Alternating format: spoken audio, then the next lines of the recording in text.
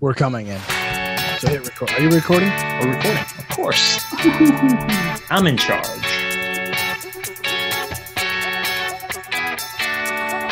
What's up, everybody, and welcome to the No BS Real Estate Show, a podcast that gives you an inside look on how to make smart financial decisions while adding value to your life. I'm Matty Miller with ERA Real Estate, alongside my co-host and real estate investor extraordinaire, Ryan Robbins. Whether you're a longtime investor or a first-time buyer, join us as we dig through the everyday bullshit of real estate.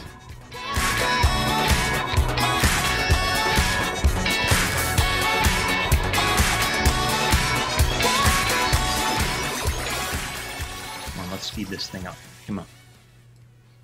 You're on now. Oh, we're live. Ryan Robbins. We're live again with the NoBSPod.com show.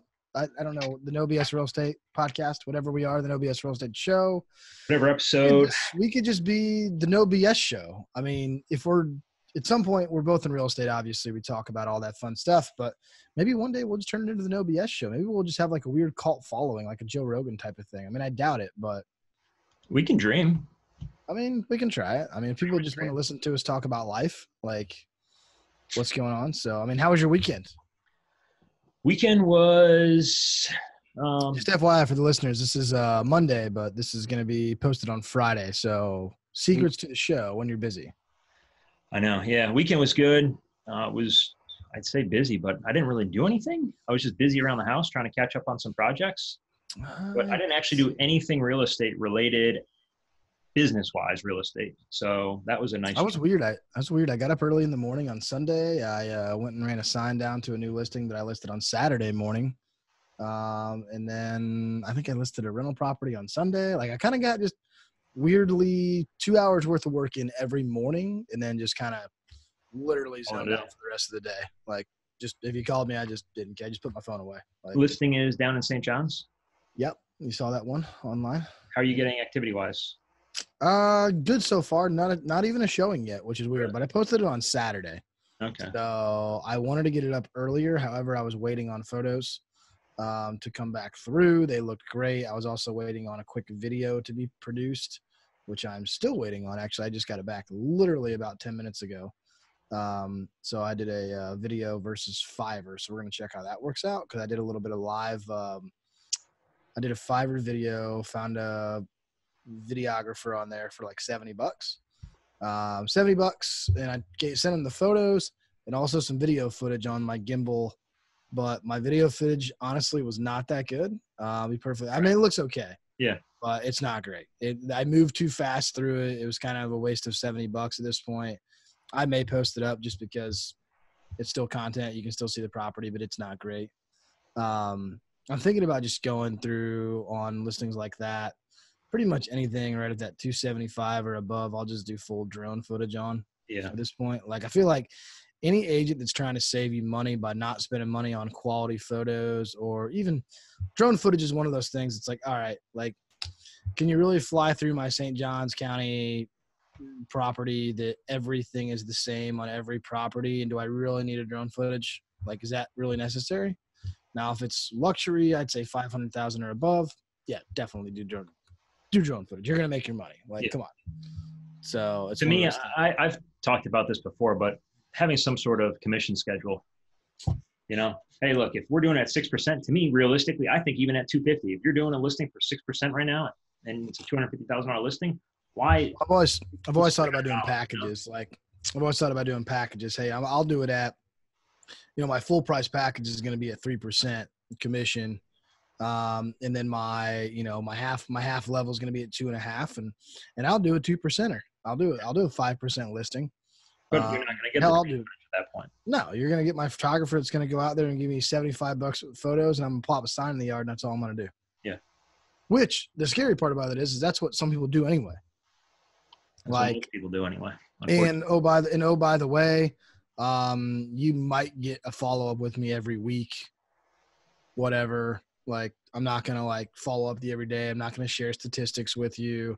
I'm not going to go through all that stuff with you. So you're going to get my stripped down service of like today I had a 20-minute conversation about with my new listing 2 days after it listed about hey, we're ranked 7th on Google or on Zillow right now. We had 86 views in the last 24 hours. We've had 7 saves. I actually had a gentleman just hit me up, a buyer via email. So I'm going to follow up with him, like boom, boom, boom. Like we're going to do all that stuff. But I said, I'm not having those conversations with the regular at somebody who's listing for, 4.5% or something like that, like 5%. So I have a listing down in St. John's, and we've had a decent amount of traction, but no offers. And I'm like relatively surprised because it's a newer build. I mean, it's built 2 years ago. Again, it's in a popular area. The house shows really well. The HOA's got fantastic amenities, and it's like we're getting activity, but not even a lowball offer, which is weird. I think this year, and I told my new client this, and he's a very, very good acquaintance. We are friends because of something that I do outside of real estate, outside my regular thing, and we've spent lots of days in hot ass gyms. I coach high school wrestling, for those of you that don't know. He's a coach that coaches someone for another school, and I am friends with him. So I don't think he would care that I said that. But anyway, very good friend of mine. Got to know him very well over the last few years. And I told him, I said,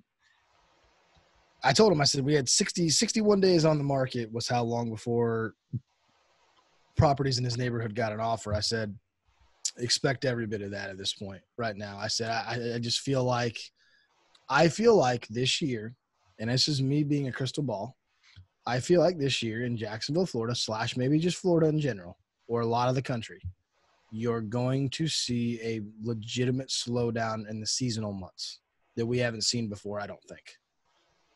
And I don't think that's a bad thing. It's not a crash. I think it's more of a market correction. Okay. Yeah. And where March through June is going to be so important next year, it's almost going to be like just chaos in March through June. And then I think once you hit July, September, August, or July, August, September, it's going to really ratchet it down.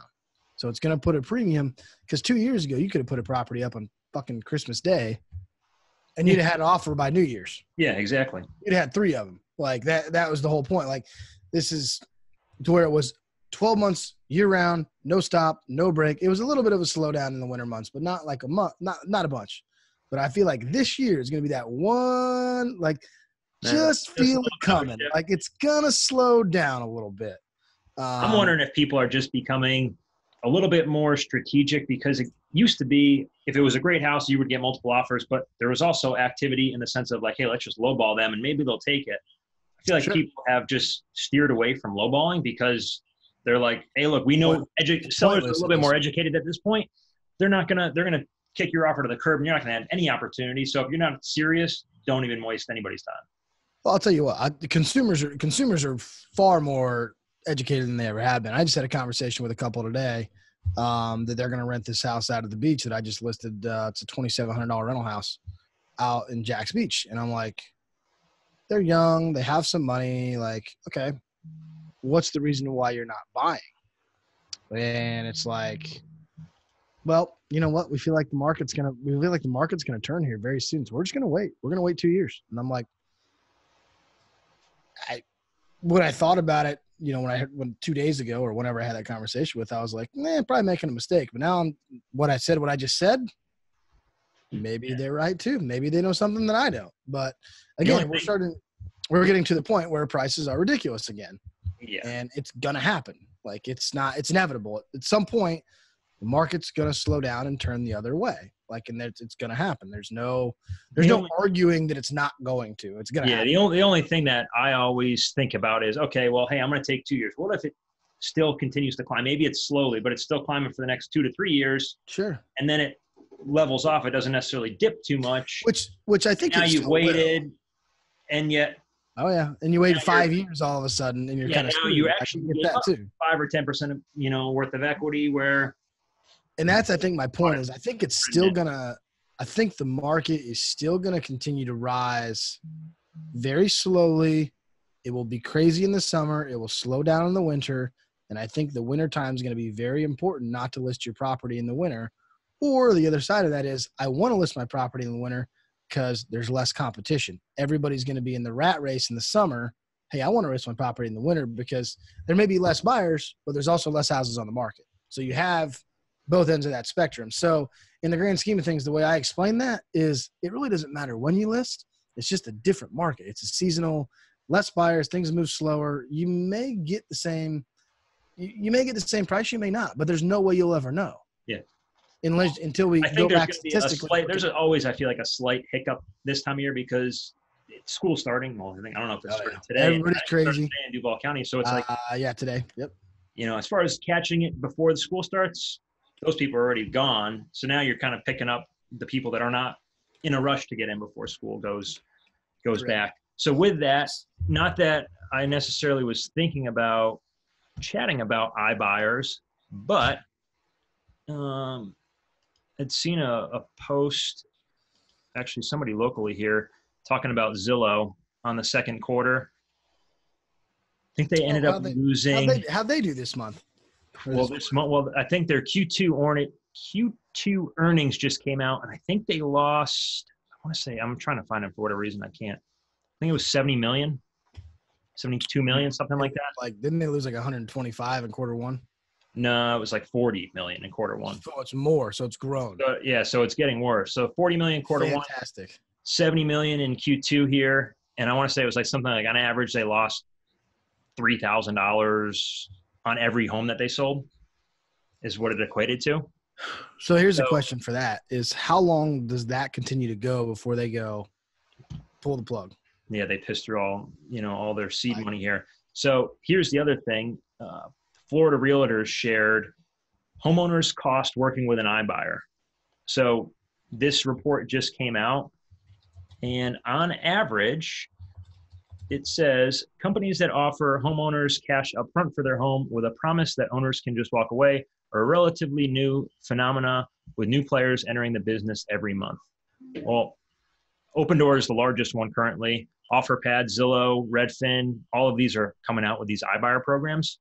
And overall, the study found that iBuyers cost homeowners, ready for it, 13 to 15%.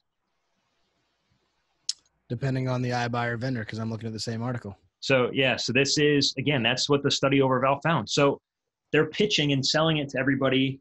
Hey, don't use an agent. It's going to be more convenient. Let's be fair. I'm going to be the devil's advocate here. This article came directly from FloridaRealtors.com. Do you think there's bias written in this? I'm just asking. I don't know if I would say maybe there's bias in writing, but I don't know. I would say the numbers are the numbers if it's depending on who did the study. So Zillow's numbers, Zillow will post, obviously they're a publicly traded company. They have this is actually there's a link in there, and there's a third party, I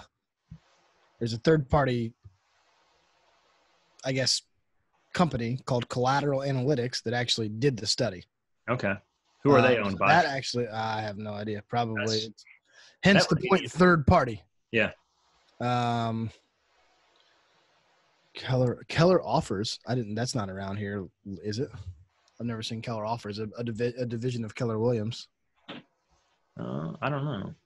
The interesting, it's pretty much almost one of the last paragraphs. It says the authors concluded the iBuyer sellers are paying not just the difference in fees of 2 to 5% more than with traditional agencies, but they've got essentially these iBuyers are asking for repairs on top of everything else. Mm-hmm. So, but another 3% more to compensate the liquidity risk. Pay for. Yeah.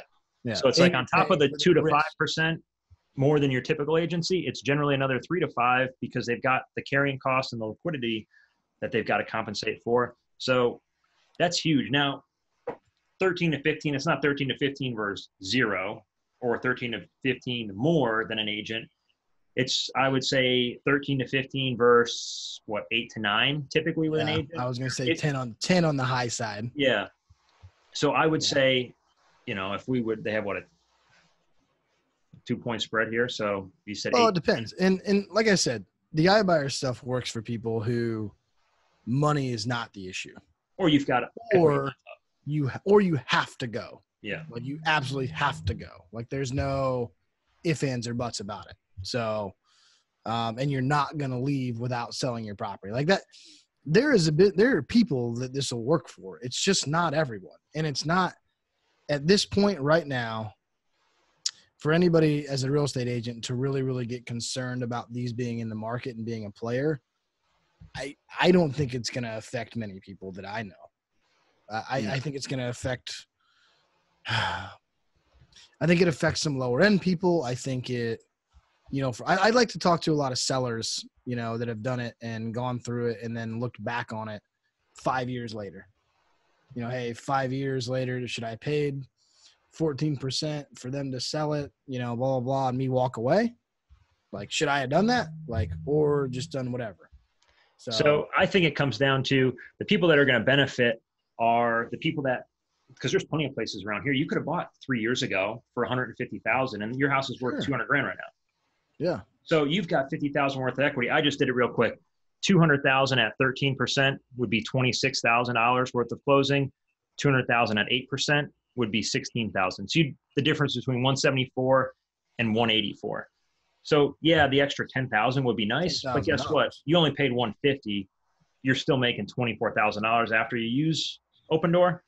Yeah. So whatever. They may not care. The extra 10,000 for them may not be that big of a difference. Where if somebody paid 200 in 2007 and now it's just getting back to that 200 mark, well, now that $10,000 could make a big difference.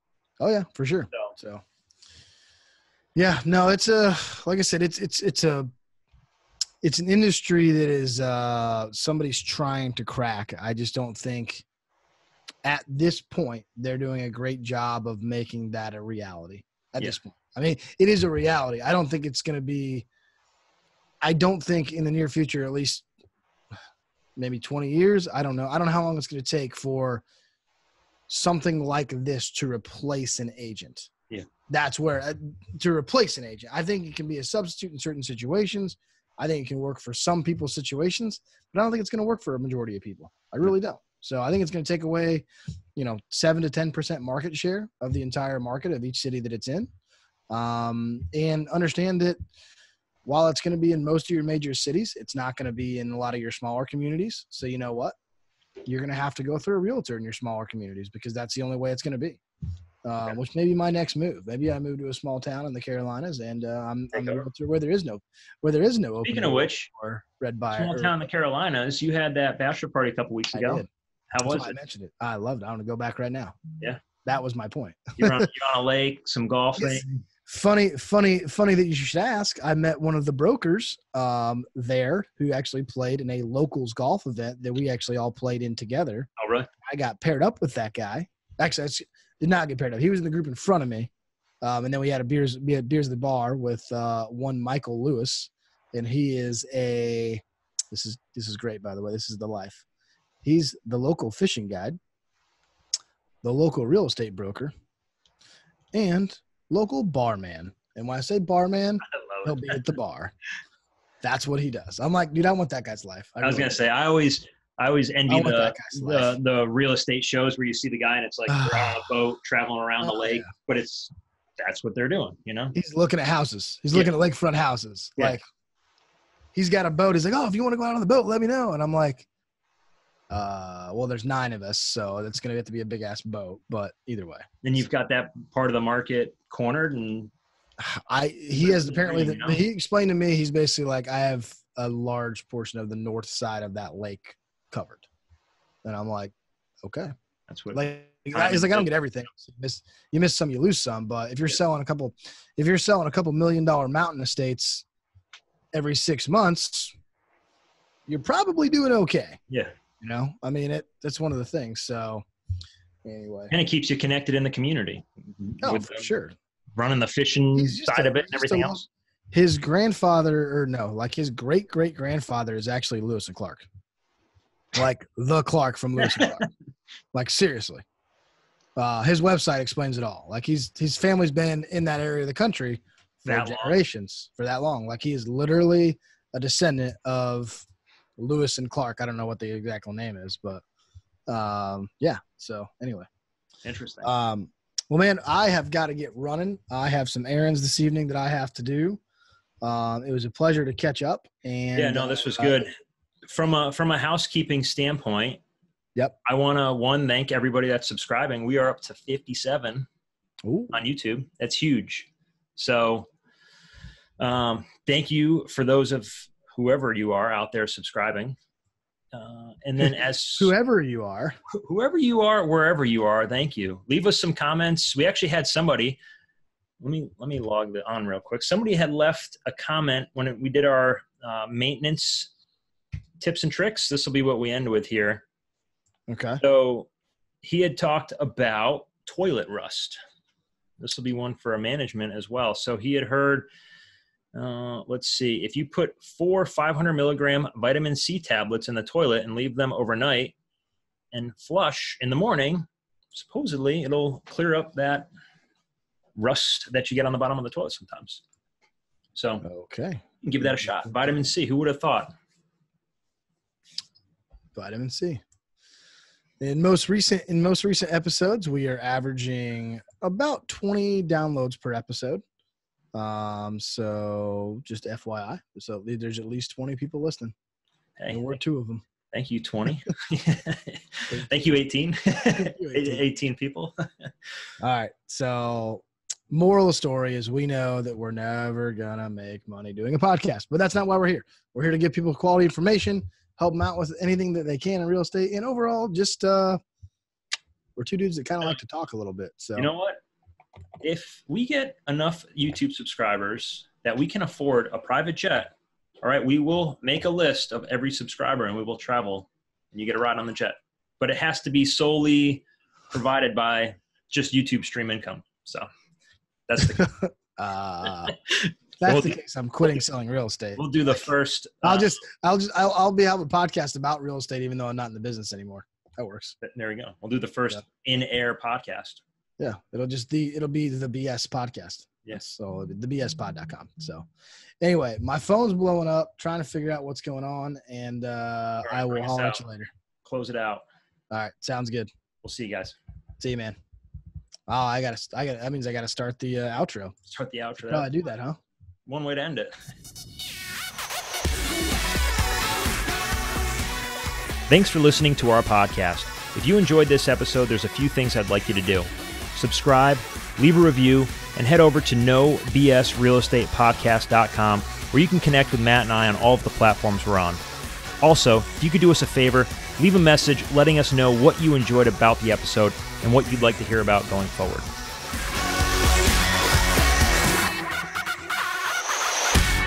Publish this bitch.